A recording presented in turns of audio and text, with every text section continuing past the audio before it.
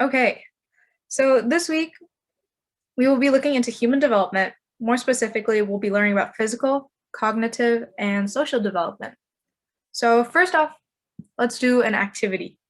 So I'm going to have a bunch of developmental milestones on the screen, and I want you guys to guess at which age 50% of the children begin to do these actions.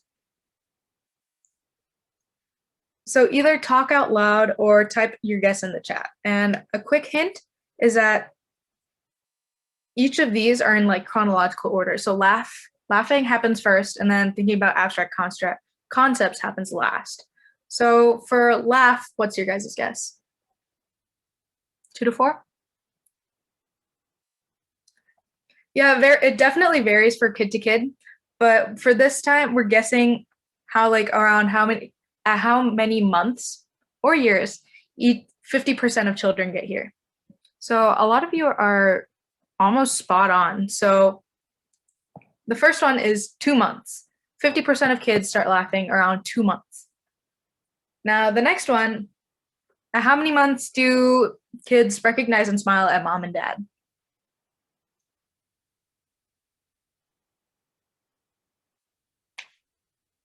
A lot of you are pretty spot on. Wow. So recognizing and smiling at mom and dad is around 4 to 5 months. How about sit up without support?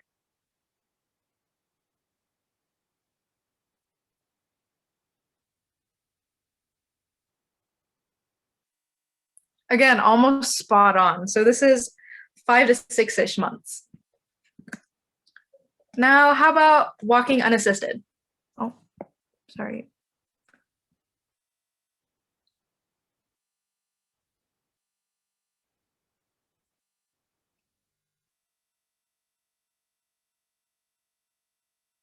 Again, a lot of you are basically spot on. This is 1 year. I mean, 5 to 6 months, sorry. Oh no. Now walk unassisted. This is the one I was thinking. I kind of gave it away. My bad. Good. Yep. Walking unassisted is 1 year. Now, how about kicking a ball forward? Like kicking a ball forward, does it have to be like kicking it really hard or just I think walking up to it, giving it a little kick, not kicking it too hard.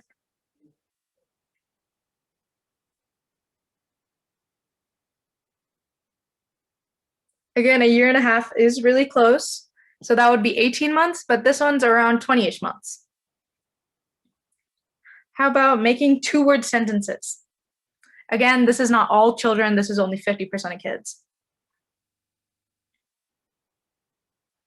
Really close, you guys. So this would be 20 to 22 months. Now we have pedal a tricycle.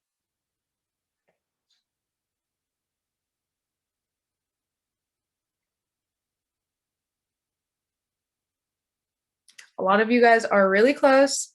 For this one, it would be 24 months or 2 years. Next, we have feeling ashamed.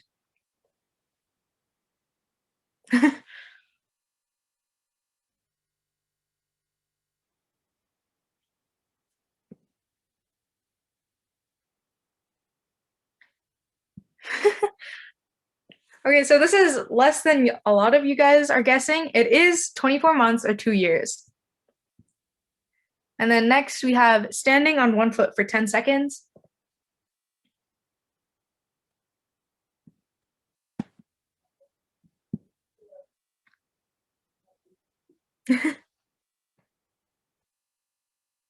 Some of you guys are getting pretty close with this one. This one is 4.5-ish years. And then the last one we have here is thinking about abstract concepts. Oh. Okay, so this is a big jump from the last age to this age. And so it's actually 12 years. And so that's our first activity for today. I know, I was kind of shocked when I learned about that too. But this is, remember, you got to keep in mind that this is 50% of kids. Now, that could be true. Let's move on to physical development. And so when I mean physical development, I'm more specifically talking about like prenatal development. And so there are 4 stages in prenatal development. First, we have the zygote stage or conception,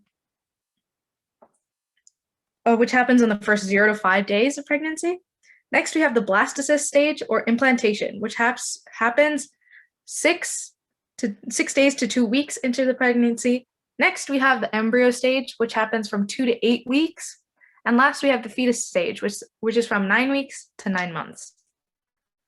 First up, we have the zygote stage. After fertilization results, the cells in the zygote divide repeatedly as the zygote moves down the fallopian tube into the uterus. And this happens around 3 to 5-ish days. We talk about this subject so we can kind of move into like newborn reflexes and things like that. And so next we have the blastocyst stage. In the uterus, the cells continue to divide and become a hollow ball of cells. And then the blastocyst attaches to the lining of the uterus, and this process is called implantation, and it's completed from day 10-ish.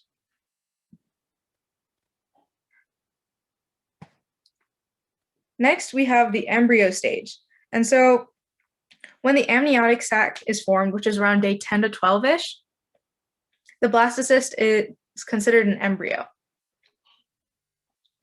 This stage is categorized by the formation of most internal organs and external body structures. And during this period, the embryo is most vulnerable to the effects of drugs, radiation, and viruses. And then finally, we have the fetus stage. At the end of the 8th week after fertilization, the embryo is considered a fetus. During this stage, the structures that have already formed grow and develop further. Here are some milestones that kind of occur during this stage. Around 6 months, the fetus has a chance of surviving outside of the uterus, and that's kind of the main one you're going to have to know for this stage. And then while the baby is developing, the mother's behavior and what she puts in her body have a great impact on the baby. An example of this are teratogens. Teratogens are substances that may produce a physical or functional defects in the human embryo or fetus.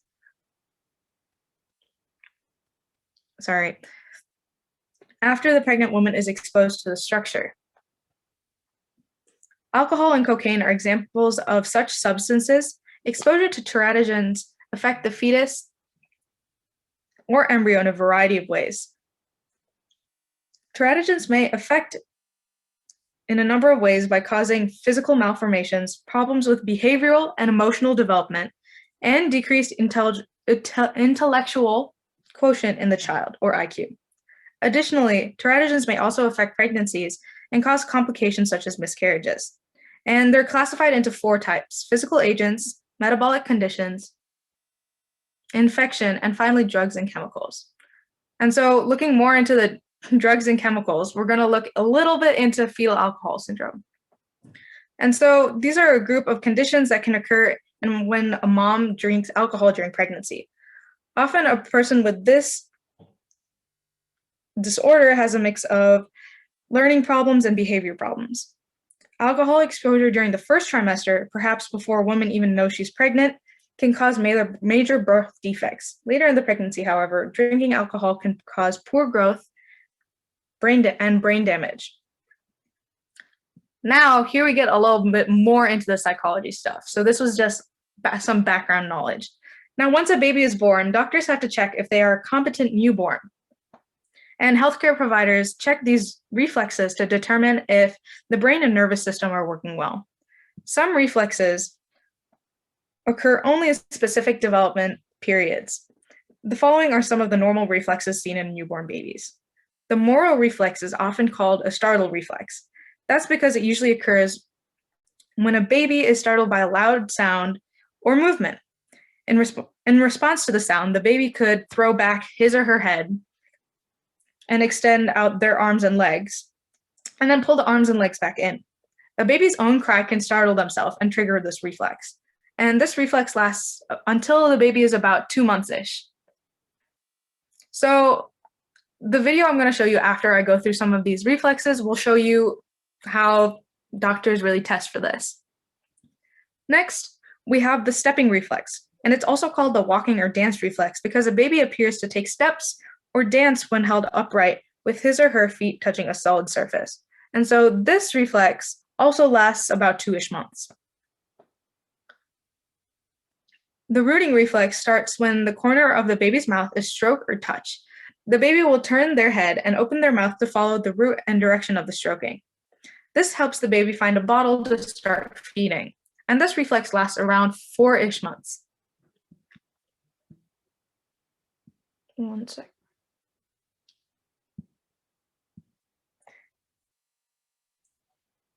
Next, the grasp reflex is when stroking the palm of a baby's hand causes the baby to close his or her fingers in a grasp. The grasp reflex lasts until the baby is around 5 to 6 months old, and a similar reflex called the Babinski reflex in the toes lasts until 10 to 12 months. And there are also many more reflexes that professionals look for. Here's a short video showing someone testing these reflexes. Hey everyone, it's Sarah, registered nurse RN.com, and in this video, I'm going to demonstrate how to assess newborn reflexes. So let's get started. Newborn reflexes are reflexes that a newborn baby is born with, and the reason we care about newborn reflexes is because it tells us how well that nervous system is developing and functioning. These infant reflexes, also called primitive reflexes, will actually disappear over a certain time period, which is a good thing because it tells us again that this neurosystem is developing like it should. Therefore, for exams, you want to know 3 things. First, you want to know the names of the main reflexes that you're going to assess in a newborn. Second, you want to know how to get a response out of those reflexes and what an appropriate response should be. And then third, you want to know about the approximate time when these reflexes should disappear. So now let's look at these reflexes. The first reflexes we're going to look at are the grasp reflexes, and this includes the palmar and the plantar grasp reflex. So first, the palmar grasp. Palmar means we're talking about the hand. So this reflex. I can't hear anything. And whenever you Oh my gosh, I'm so sorry. Give me a second. Let me go to the beginning.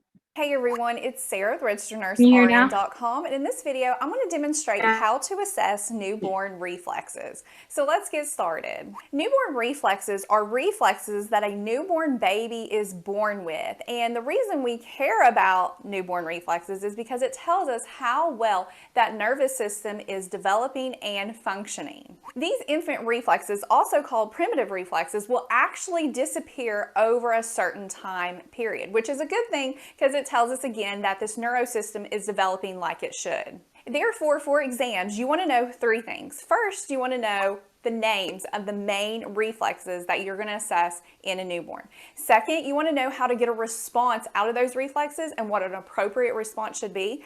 And then third, you want to know about the approximate time when these reflexes should disappear. So now let's look at these reflexes. The first reflexes we're going to look at are the grasp reflexes, and this includes the palmar and the plantar grasp reflex. So first, the palmar grasp. Palmar means we're talking about the hand. So this reflex deals with something with the hand. So you can get a response out of the infant whenever you place a finger or you stroke the inside of the infant's palm. And whenever you do this, the hand will close around it. This tends to disappear around about 4 to 6 months of age. Then we have the plantar grasp, and plantar deals with the foot. So you get a response from the infant with this whenever you place a finger underneath the toes. And whenever you do this, the toes will actually curl like they're grasping the finger. This disappears around about 9 months to 1 year of age.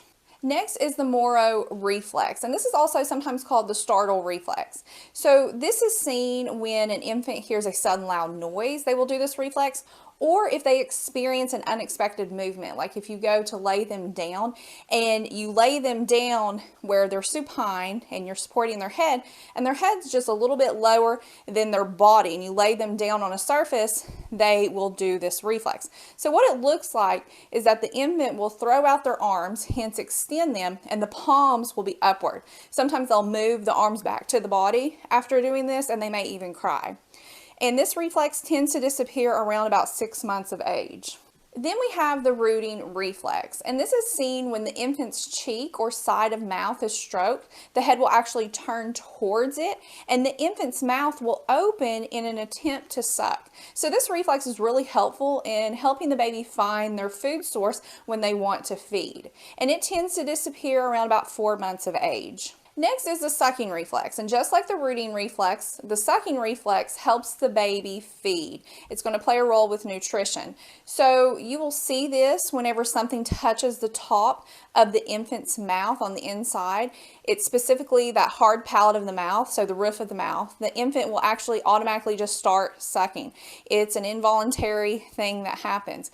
So again, this helps the infant with feeding by allowing the infant to pull food from its food source, like the breast or a bottle.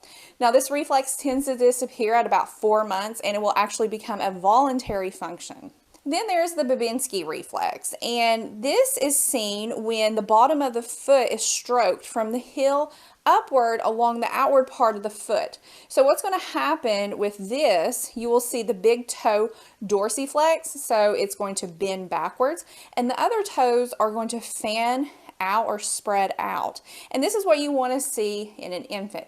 Now, in an adult, you do not want to see this response. I actually have a video where I show you what a normal and abnormal Babinski reflex is in an adult, and you can check that video out if you're interested.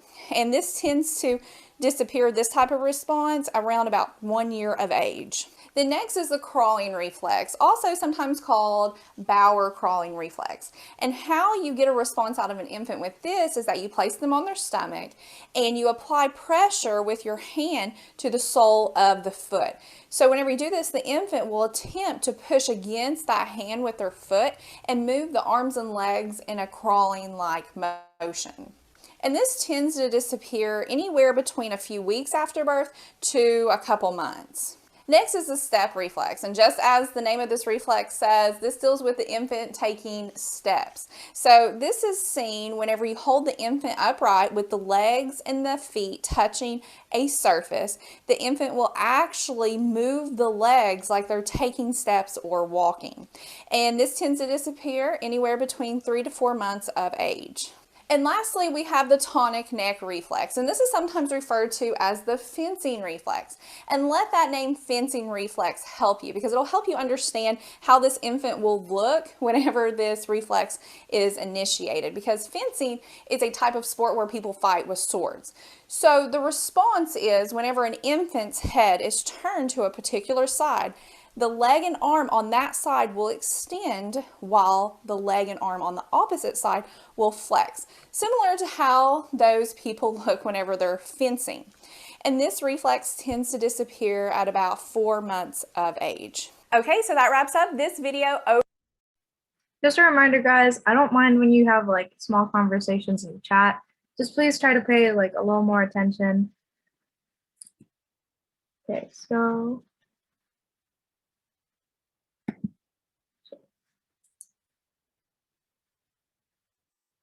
Hey everyone, it's Sarah.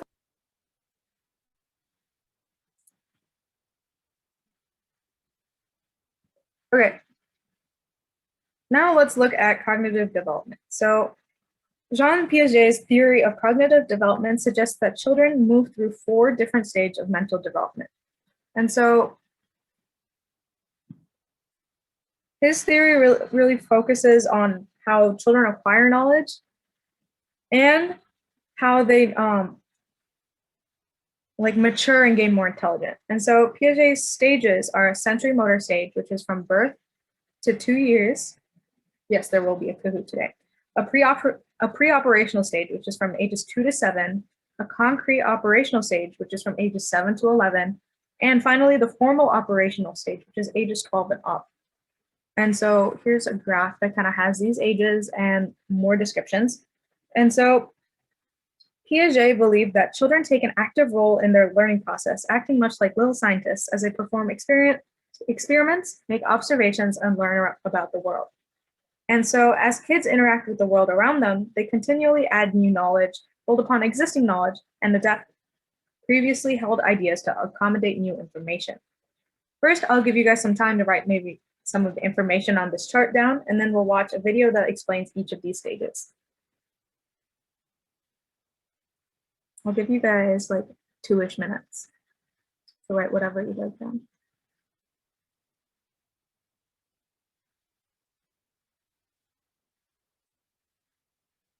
So psychologists look at more of like, actually, let's start with this. Psychiatrists look at like the medical side of psychology. So psychiatry is like prescriptions and things like that. While psychologists and therapists are kind of more on the same side, they don't really look at the medicine and stuff behind it.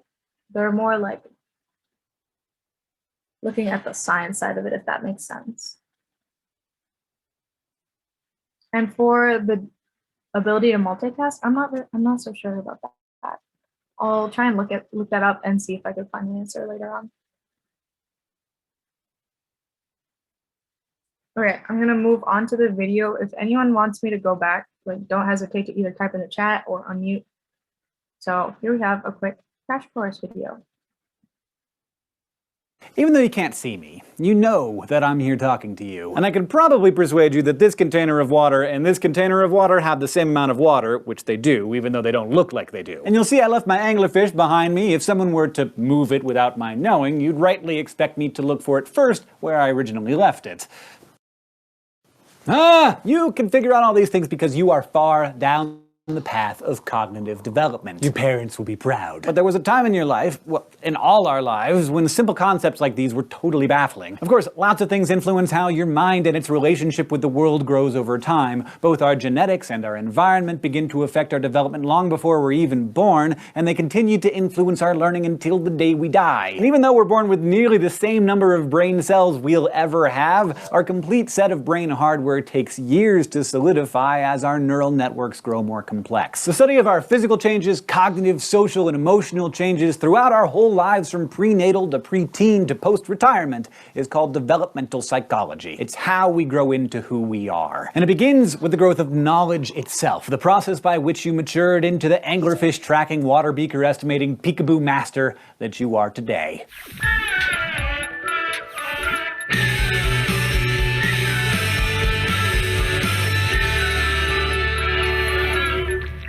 As we age, we tend to follow a sequence of changes in behavior and appearance called maturation. Everyone's affected differently by their personal experience, of course, but we all share inherent genetic growth tendencies. We roll over before we sit before we stand, and we stand before we walk before we breakdance. The same thing applies to our cognitive development, how we learn to think, know, remember, and communicate. And if you're gonna talk about cognitive development, you gotta start with Jean Piaget, developmental psychologist extraordinaire. Piaget was from Switzerland, where he was kind of a wonderkind and got his PhD in zoology in 1918, began dabbling in Freud's psychoanalysis. After graduation, he headed to France to work on a method for testing children's aptitudes and abilities. While administering these tests, Piaget began to notice how younger kids kept giving wrong answers to certain questions. He became fascinated by the fact that children of a certain age consistently made particular mistakes that older kids and adults didn't. Like the younger kids would have a really hard time understanding that idea I just showed you, that this container has the same amount of water in it as this container, or that this row of coins has the same number as this row. While others might have dismissed these as childish mistakes, Piaget theorized that it was because humans go through specific stages of cognitive development and intellectual progression. His main game was asking, how does knowledge grow? He proposed that as we grow and struggle to make sense of our experiences, we create schemas, or mental frameworks that help interpret information. Schemas are like concepts ranging from physical things like birds and hats and eye patches to abstract ideas like friendship and betrayal. And we're constantly striving for cognitive equilibrium or harmony between our thought processes and our environments, which are always giving us new things to think about and adjust to. Piaget proposed that we adapt to new experiences through two processes that are closely related: assimilation and accommodation. When we assimilate new experiences, we interpret them in terms of our existing schemas. So if a toddler has never seen a deer but has a schema for horse, she may call the first deer she sees a horsey. She wants to fit it within her understanding. But with more interactions in the world, our minds expand to accommodate or adjust to new experiences. So soon enough, that kid realizes that deer aren't just horses, and she adjusts her schema. From there, she'll be able to tell the difference between Bambi and Black Beauty in no time. But our knowledge base grows in ways that are much more complex than just those two steps, and Piaget knew that. He went on to devise a 4-stage theory of cognitive development that described how we learn in different phases of our lives. He called stage 1 the sensorimotor stage, which begins at birth and continues on to about age 2. This is the time when babies experience the world through their senses and actions, touching and grabbing and looking and hearing, and putting things in their mouth. From what I can tell, mostly just putting things in their mouth. Younger babies may get scared around strangers, seem to live only in the present, and have to see something to know it exists. This makes them very easy to trick, if you're into that. I mean, if you have any experience with babies, just think about this. Toss a blanket over a 6-month-old's pacifier and they think it vanished. They lack object permanence, the awareness that things still exist when they're out of sight. And yet, we develop so quickly that just a month or two later, that baby already understands better that objects and people don't disappear just because they're hidden. Object permanence, in Piaget's view, was one of the major achievements of the sensorimotor stage. The second of Piaget's phases of development is the preoperational stage, and he believed it began around age 2 and carried on through age 6 or 7. The thing about kids at this age is that it's all about them. The preoperational stage is marked by egocentrism, which drives most of what a child thinks and says. Kids have a hard time imagining another person's point of view, so much so that when I was a kid, if you asked me if I had a brother, I'd say, sure, John. But if you asked if John had a brother, I'd be like, I don't think so. Egocentrism, of course, never fully disappears, even in adults who understand how the whole sibling thing works. The preoperational stage is also marked by a child's ability to mentally represent objects and events with words and images and pretend play using their imagination.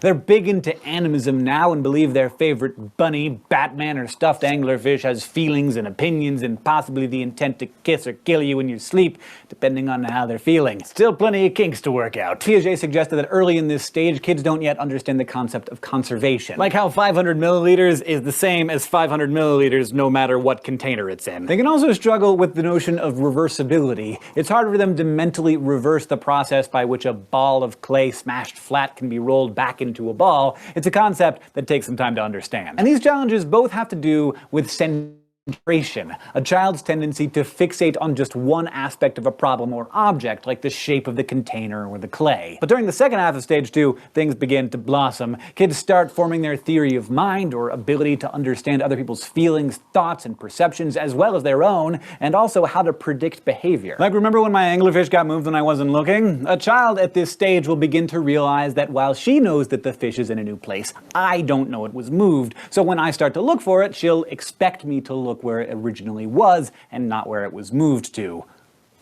These new people skills have all kinds of awesome applications, from trying to convince your parents to give me that extra cookie I so desperately need, to showing empathy, which is better, and offering comfort to others when they seem sad. Piaget called the third stage of development, beginning around age 6 or 7 and lasting until 11 or 12, the concrete operational stage. Kids are starting to think logically about concrete events that they've actually experienced. And unlike children in the earlier phase getting hung up on issues of centration, kids in this stage experience decentration and become able to see beyond just one aspect of an object or problem. So now, problems with reversibility and conservation just cease to be problems. And the last of Piaget's 4 stages is the formal operational stage, which starts about 12 and carries us through the rest of our lives. By now, our reasoning is expanding to include more abstract thinking, problem solving, and hypothetical questions. Now, Piaget's 4-stage model has been criticized for oversimplifying things and for being too rigid in how it classifies certain abilities by age. Today, for example, researchers have detected these phases at earlier ages than Piaget ever did, sometimes way earlier. Like, some types of object permanence have been observed in 3-month-olds. Psychologists also see development as more of a continuous process, rather than a series of stepping stones. But even Piaget understood that his stages weren't as fixed as he made them sound. And he wasn't the only guy on the block talking about development. For instance, his contemporary, Belarusian psychologist Lev Vygotsky had some ideas of his own. While Piaget focused on how a kid's mind grows by interacting with the physical environment,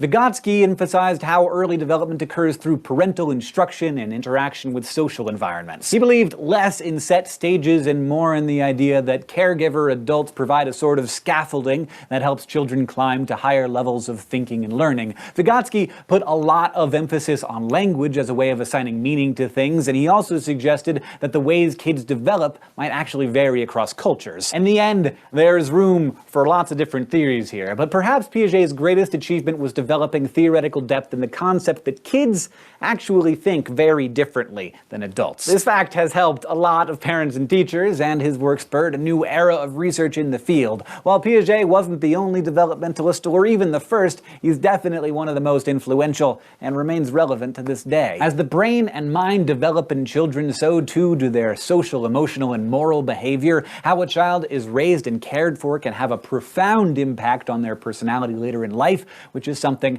we'll look at next week. This week, though, you learned how we use schemas, assimilation, and accommodation to make sense of the world around us, and about Piaget's four-stage theory of cognitive development, so that including... is it for this video. And then we will be moving on to social development. Okay. Even though you can't see me, you know that I'm here talking. Finally, let's look at social development. Now, Erik Erikson was an ego psychologist who developed one of the most popular and influential theories of development. While his theory was impacted by psychoanalyst Sigmund Freud, which we kind of talked about last week, I mentioned him at the beginning, Erikson's theory centered on psychosocial development. The stages that make up his theory are as follows: trust versus mistrust, autonomy versus shame and doubt, initiative versus guilt, competence versus inferiority, identity versus role confusion, intimacy versus isolation, generativity versus stagnation, and finally, integrity versus despair. Each stage in Erikson's theory builds on the preceding stages and paves the way for following periods of development.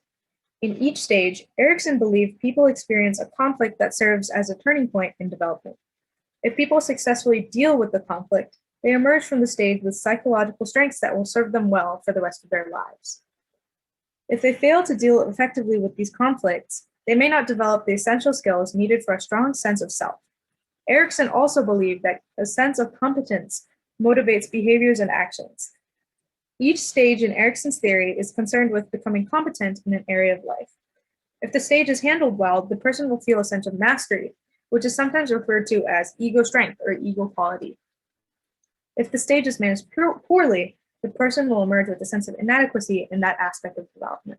So I'm going to give you guys another 2-ish minutes, 3-ish minutes to write down whatever you'd like on this page, and then we're going to watch another video that really goes in depth for these stages.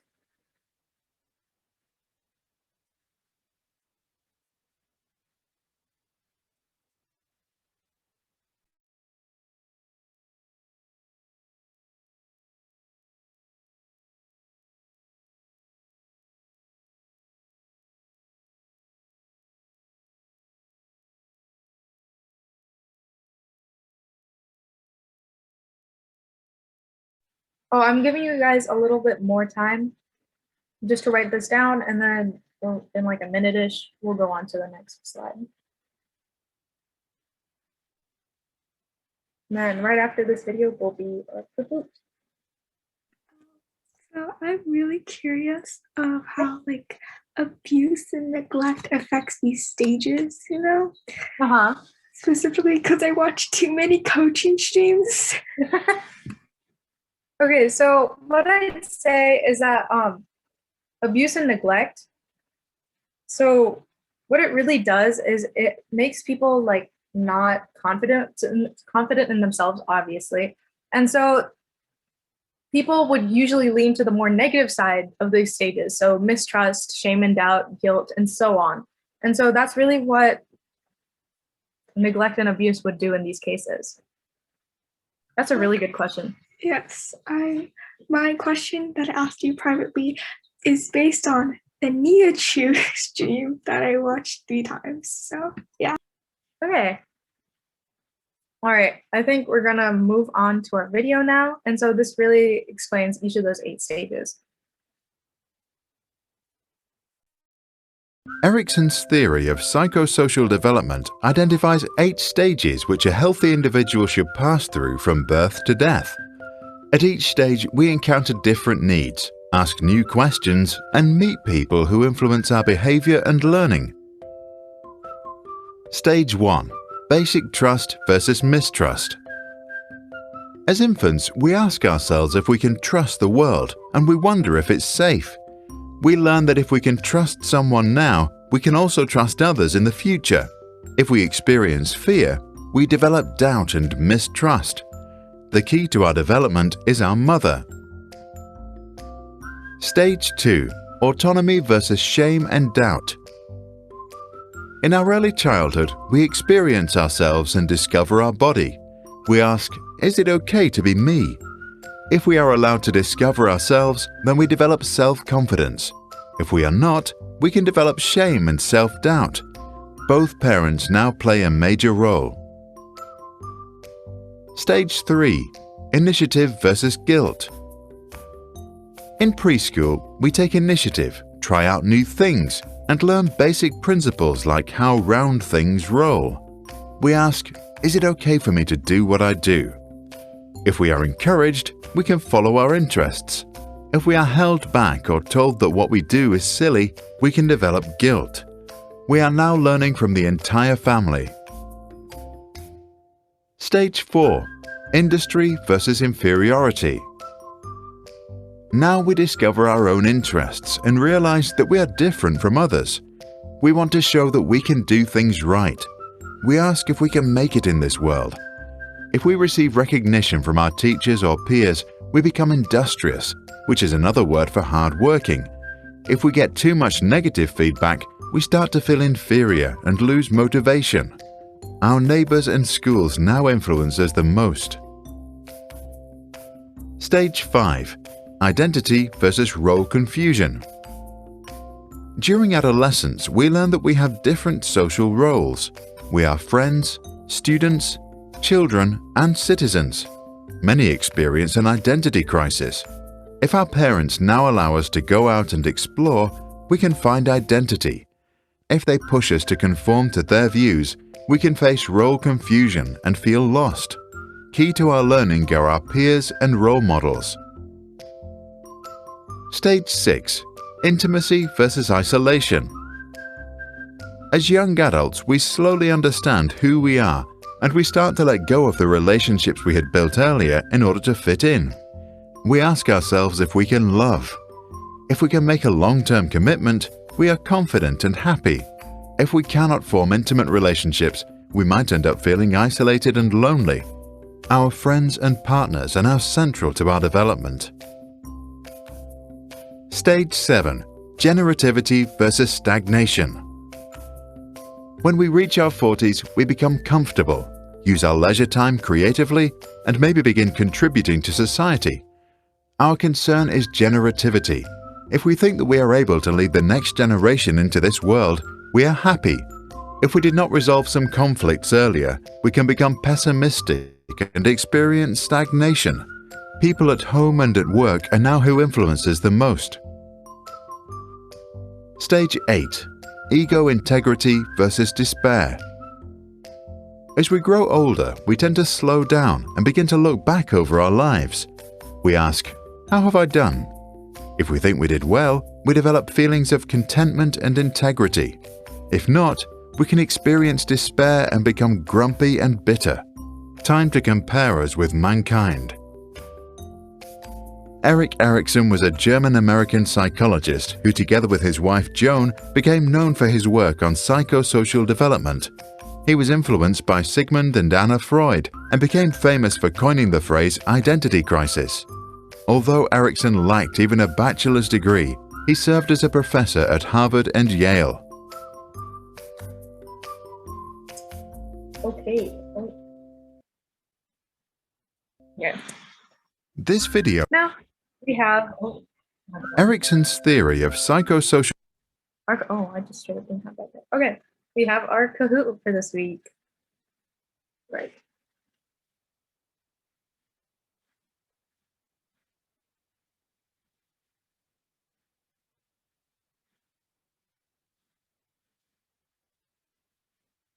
Okay, this might take a little bit to load.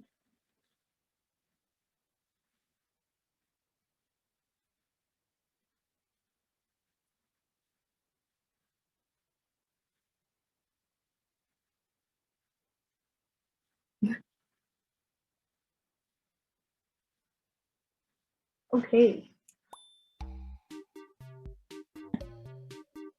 You guys can use like whatever names you'd like as long as it's appropriate.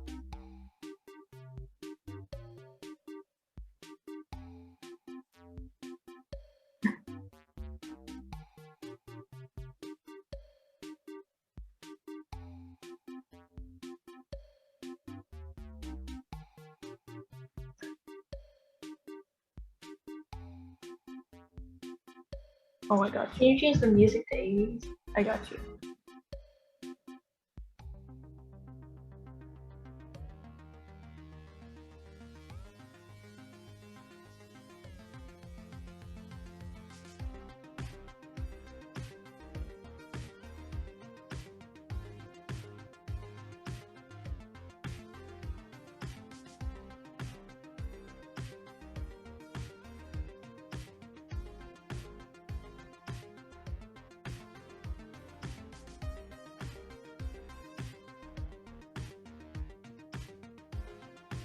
Eric Erickson.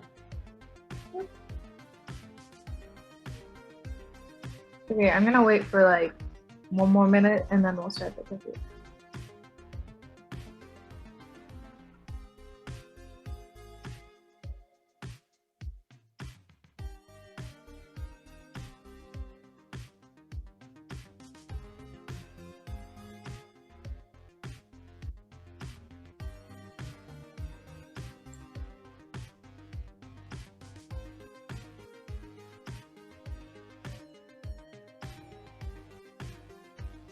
Okay, let's get started.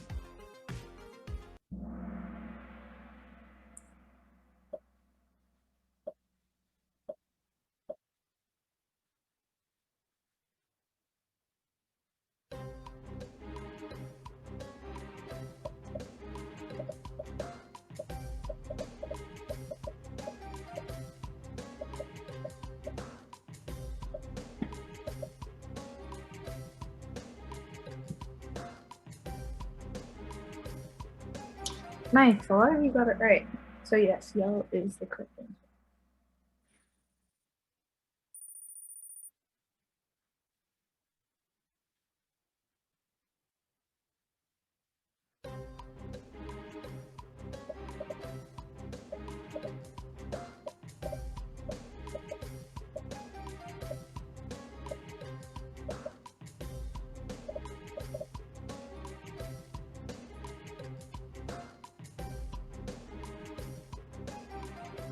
Oh no.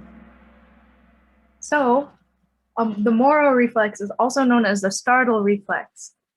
And so, what doctors do is they lift the baby slightly, and when they drop them, they usually like extend their arms out and then put it back to their body. So that's the Moro reflex. Miss Sophie.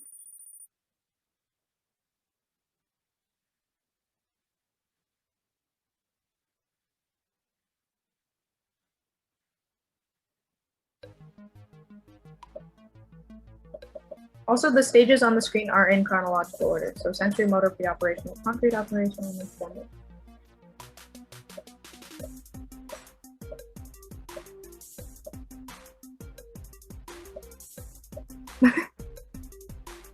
Okay, yes. So sensory motor is the very first one. So that goes from like 0 to 3 years old, and that's when babies really put a lot of stuff in their mouth.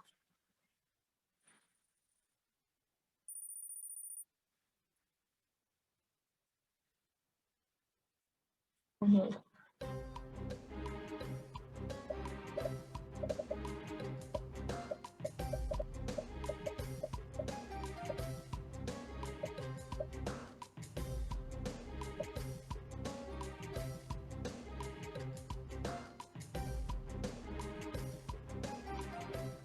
Oh, nice.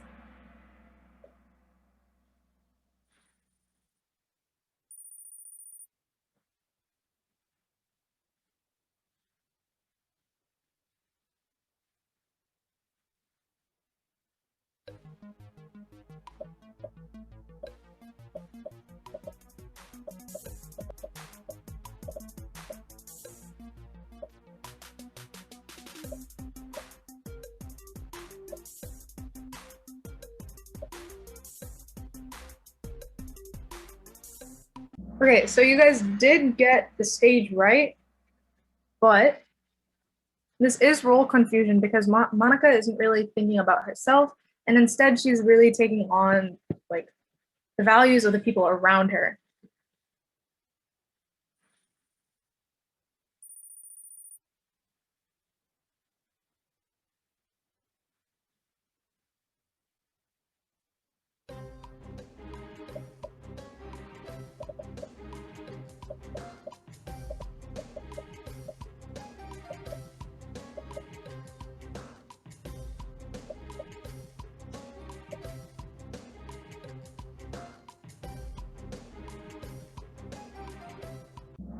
Oh, that's fine if you forgot. This was at the very beginning of the class. So yeah, about 50% of children begin to walk at 1 year. Man, there's a lot of moving with this one. Oh, I didn't notice that. Whoa.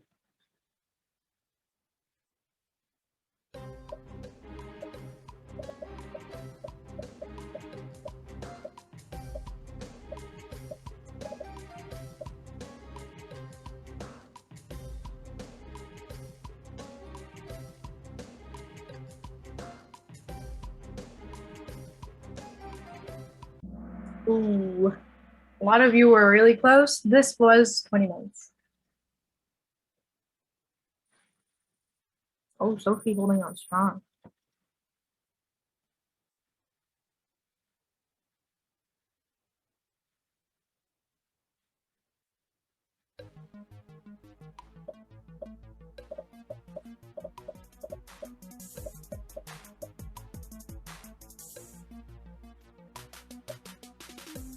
Oh wait, no, I clicked the wrong one. Oh no. Oh no. Oh, a lot of you did get this one right. It was 4 to 5 months. And I think that's the last of these questions. Never mind, there's one more.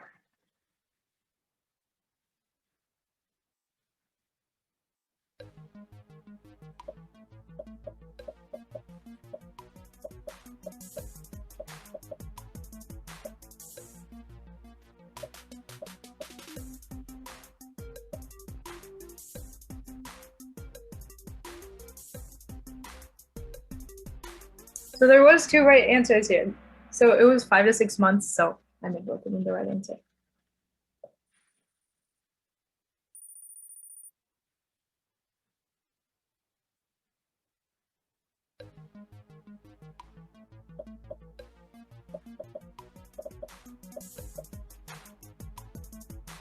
Again, a teratogen is something that hurts the baby while it's developing.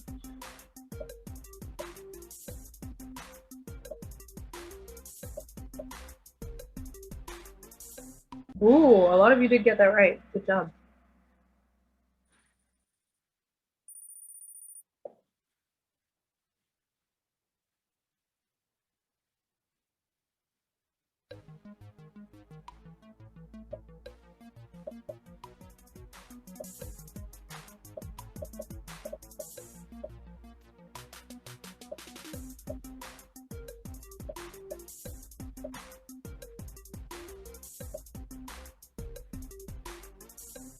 Yay, a lot of you did get that right. So yes, it is competence versus inferiority.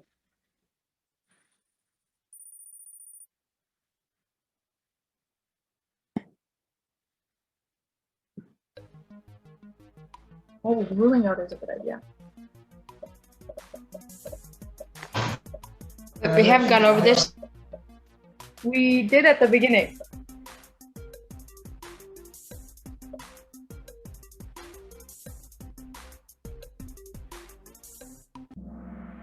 Okay, so for this one, when the amniotic sac is formed, which is again around day 10 to 12, the blastocyst is considered an embryo. So a lot of you were between there.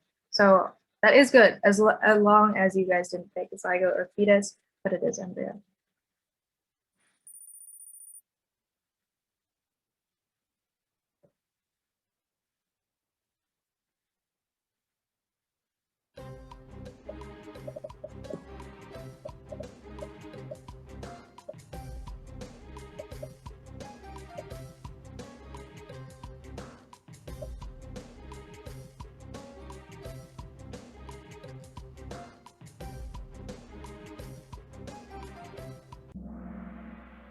Yes, so this is the blastocyst stage, which is also known as the implantation stage.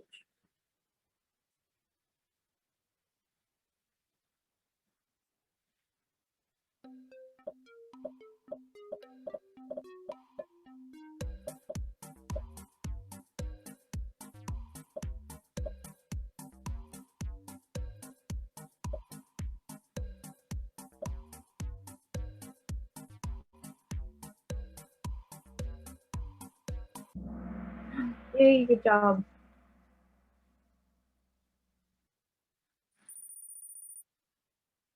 Last question. I hope all of you guys do this.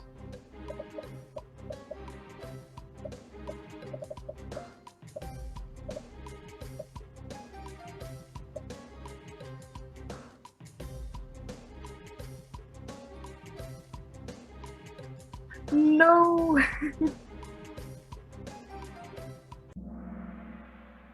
So yeah, it was the last one that we didn't pick.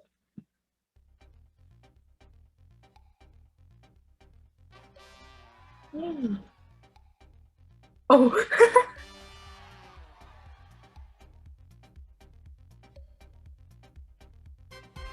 Yay. Okay, so that is it for this week's